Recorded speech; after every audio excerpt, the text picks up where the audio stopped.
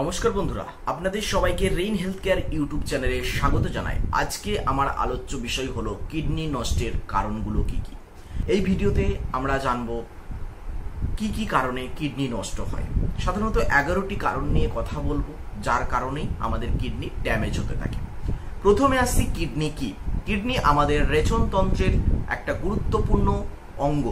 এই কিডনির মাধ্যমেই আমাদের শরীরের যে দূষিত পদার্থ বা বজ্র পদার্থ সেটা ইউরিনের মাধ্যমে শরীরের বাইরে বেরিয়ে যায়। তো এই যে কিডনি, এটা কিছু আমাদের বদ অভ্যাসের জন্য, ডেইলি অ্যাক্টিভিটিতে আমাদের কিছু বদ অভ্যাস ইনক্লুড করার জন্য এই কিডনি ধীরে ধীরে ড্যামেজ হতে থাকে। সেগুলো কি রয়েছে? কিছু বদ অভ্যাস, যেমন নেশা জাতীয় বদ অভ্যাসের মধ্যে 3টে রয়েছে।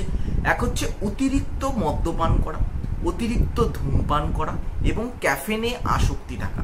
এই যে নেশার 3টে কারণ, মদ্যপান, ধূমপান এবং ক্যাফেনে আসক্তি, এইগুলোর কারণে কিডনি ধীরে ধীরে ড্যামেজের দিকে যায়।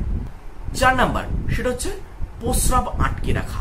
দীর্ঘক্ষণ আপনি যদি প্রস্রাব আটকে রাখেন, সেটা কিন্তু কিডনিকে ধীরে ধীরে ড্যামেজ করে, যদি দীর্ঘদিন ধরে এই অভ্যাসটা চালিয়ে যান।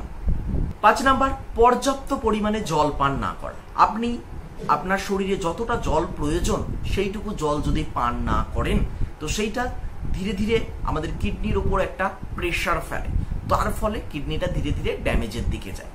6 নাম্বার, অতিরিক্ত লবণ খাওয়া। সেটা তরকারিতে অতিরিক্ত লবণ হতে পারে বা কাঁচা লবণ হতে পারে। আপনি যদি সেটা অতিরিক্ত মাত্রায় সেবন করেন এবং দীর্ঘদিন সেবন করেন, সেটা কিন্তু দীর্ঘদিন যখন গ্রহণ করছেন সেটা কিডনিকে ড্যামেজের দিকে নিয়ে যাচ্ছে। 7 নাম্বার, প্রোটিন জাতীয় খাদ্য বেশি পরিমাণে গ্রহণ করা। প্রোটিন জাতীয় বলতে যেমন ডিম, মাংস, রেড মিট, এইগুলো যদি আপনি ডেইলি খেতে থাকছেন, দীর্ঘদিন ধরে এই প্রোটিন রিচ খাবার খেয়েই যাচ্ছেন, বিশেষ করে অ্যানিম্যাল প্রোটিন, সেটা কিন্তু আপনার কিডনি ড্যামেজ করে। দেন ব্যথা যন্ত্রণার ঔষধ সেবন। অল্প ব্যথাতেই আপনি মেডিসিন নিচ্ছেন এবং সেটা দীর্ঘদিন ধরে বছরের পর বছর গ্রহণ করেই যাচ্ছেন, সেটা কিন্তু আপনার কিডনির জন্য খুবই ক্ষতিকারক, কিডনিকে ড্যামেজের দিকে নিয়ে যায়। দেন যে কোনো রোগের চিকিৎসাতে দেরি করা।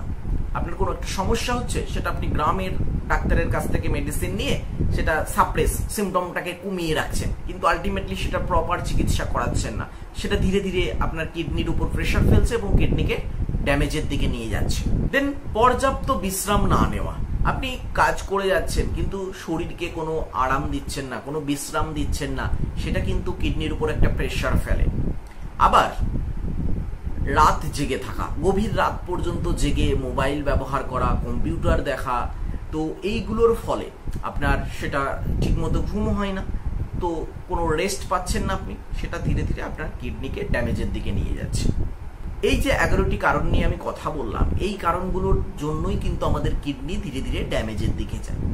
এটা এই নয় যে আপনি 2-4 দিন এইরকম ব্যাড হ্যাবিটের মধ্যে আছেন তাতেই আপনার কিডনি ড্যামেজ হবে, তা নয়। এটা দীর্ঘদিন যখন আপনি এইরকম ব্যাড হ্যাবিটের মধ্যে দিয়ে যাবেন, সেটা কিন্তু আপনার কিডনিকে ড্যামেজের দিকে নিয়ে যাবে। তাই অবশ্যই এইরকম বদ অভ্যাস থেকে দূরে থাকুন, আপনার কিডনিকে সুস্থ রাখুন।